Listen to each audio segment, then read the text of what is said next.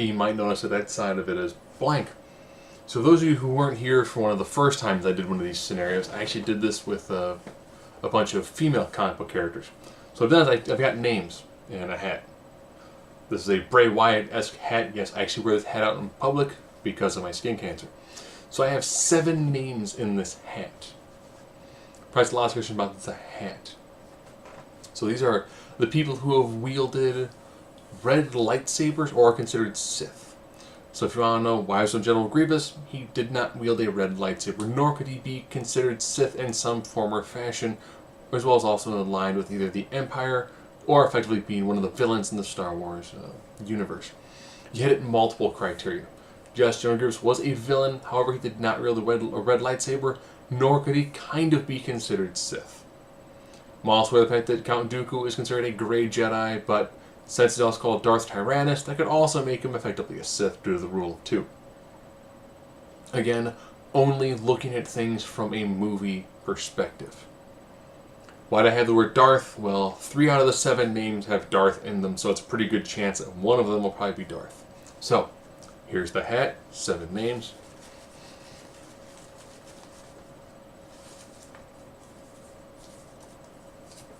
One name.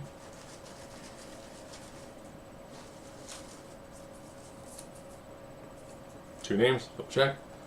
1, 2, 3, 4, 5. 5 names left in the hat. So, how does this work out and do these sort of tournaments? Well, I've got 7 names, which means 3 fights, 1 bye. Winners of those fights go on to face winners of other fights. Person who gets a bye will face one of the other 3. So, the inaugural contest is Darth Vader on one side. Wow. Okay. Let me go here. Let me swing that one over. Shrink it up a little bit. So, Darth Vader will be going 1-on-1 with the Emperor. Not what I thought I'd be having for a first round, but I know my picture's really small. There's the name of Darth Vader. And there's it is the Emperor. Wow. Okay. These fights are both easier and more difficult since I don't know the names that I'm picking. It's difficult to pre-plan, but only using the movies, it's actually a lot easier to work with. Okay. And of course, the standard set of criteria do apply. Let me shrink that the rest of the way. Okay. All right. Here we go. These actually go a lot faster too. So, intelligence. No problem with this. The Emperor truly is the brains when it comes to the classic trilogy. Fighting ability. No problem giving that to Darth Vader. We actually see him use his incredible overall fighting prowess in this, where we don't actually see the Emperor actually fight that much at all. Strength. Again, Darth Vader is effectively the muscle in this. Speed. I will give a speed advantage to Darth Vader as well. Emperor, of course, at this point in time, he's used so much of the dark side energy, he's tremendously atrophied his overall body. So he doesn't really have a lot in the way of overall speed. Invulnerability. The Emperor is a guy he's in a robe, versus a guy who's actually in some form of battle armor, which is also the suit that's keeping him alive. Durability. I'm going to give this one to the Emperor, and this is going to sound kind of like an odd one to give the Emperor, because he is so physically atrophied. If you were to think about these two guys having an actual battle, Vader, mechanics. He's going to have to physically do battle against someone like the Emperor. He's going to need to be swinging his legs. He's going to need to do everything he can to close the distance. The Emperor is going to move his hands. We saw Vader when he was fighting Luke. Once Luke really fully embraced the rage of the dark side, he was easily defeated. Vader had a bit of an issue fighting Luke. Well, he's toying with Luke, essentially, when he faced Luke during The Empire Strikes Back. So Vader, at this point in time, he is way past his prime. You can tell his body is suitably atrophied, and it's actually, of course, using the armor to effectively keep him alive and moving. So he's going to get tired in this sort of fight. The Emperor really is not. Energy projection. From what we've seen Vader use, Vader's going to use a lot of telekinesis. But his telekinesis isn't that great. I mean, if you remember in Empire Strikes Back, he's effectively throwing bits and pieces of garbage, which most of these things that he's whipping at Luke, he could almost probably throw easier than using the Force. There's not a lot of very large items that he's moving. You can tell that he's been out of using the Force for quite some time, where the Emperor, the moment it's his time to shine, it's...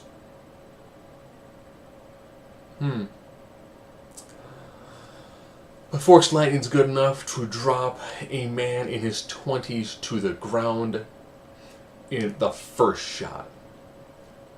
Knowing that as he does more, he's going to easily kill a man of that size and of that age. Versatility. Now, beyond the fact that we just see him use Force lightning, there's also another ability that he has. Oh, I saw it in one of the Stupendous Wave videos. Definitely check out the Stupendous Wave on YouTube. Got his amazing daily videos on Star Wars. There's a specific name for it, and it's a Force ability that's also a taunt. He uses this masterfully when it comes to right before the battle between Darth Vader and Luke. When he's touching the lightsaber, and he's like, I feel it. I'm paraphrasing. Feel the hate swelling within you. Take your lightsaber. Strike me down with your hate. And you can tell he's goading him. And also in that moment, Luke goes from being in control to pulling the lightsaber and fighting right Darth Vader. And you hear he's laughing because he knows he has perfectly mentally manipulated this whole stream of events. What the Emperor wants to have happen in that moment, he wants Darth Vader to be destroyed. You can tell his end game is either Vader kills Luke and Luke is truly weak, and then Vader is entirely in the clutches of the Emperor, or Luke kills Vader, and in doing so, he becomes the new young dark apprentice who hasn't had that level of training to be able to combat the tremendous amount of skill that the Emperor has. And that's a ridiculous ability when you can just mentally manipulate somebody. It's not a psychic ability. It's a Force-related ability where you read someone's emotions, interpret them, and then you do just enough to just jab at them, just the right amount, to make them lose their focus from an emotional standpoint, and then you absolutely control the whole flow of the fight. Now we're coming down to X Factor. What is that one last bit?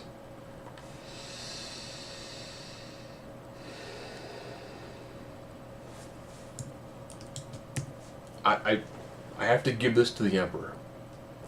I was thinking this through throughout the time of doing this. I know in the comics, Vader was able to beat Darth Maul. And he beat Darth Maul because of the amount of hate Darth Vader has for himself. In Rogue One, we see the amount of pain and suffering that Darth Vader undergoes, and that's his power. His power is the hate that he has for himself, the constant pain that he has of living every single day. Would that hate and pain be enough to lead him to kill the Emperor. You probably think he kills him in the movie. He kills him in the movie not because of his hate and his pain. He kills him because of his love and his hope. And it's an entirely lockstep change for Vader. It's Vader doing this going, this is my son. My son couldn't bring himself to kill me. My son loves me, even though I do not deserve it. At which point he then saves him with the Father, please. And that's that moment where Vader comes back to being Anakin. So it's more like Anakin defeats the Emperor and not Darth Vader. But I could picture Vader having the moment where he could kill the Emperor. And I picture the Emperor looking and going, you've always wanted to do this, but you could never bring yourself to doing this. And why? Because you were always weak.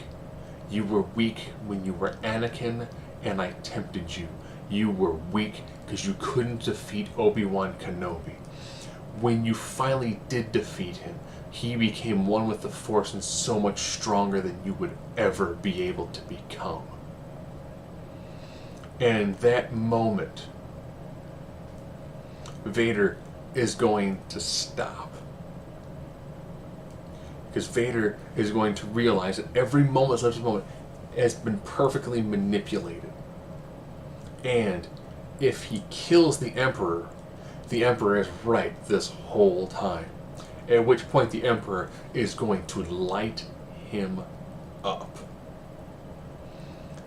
And the Emperor will kill Darth Vader, knowing that the Emperor is the preeminent force in the galaxy. Knowing that the moment that someone goes, wait a minute, they had a fight? Yeah. The Emperor killed Darth Vader? Yes. People will line up to be the one who gets to learn from the ruler of the galaxy and the man who has destroyed Darth Vader. So moving on to round 2, who will face the Emperor?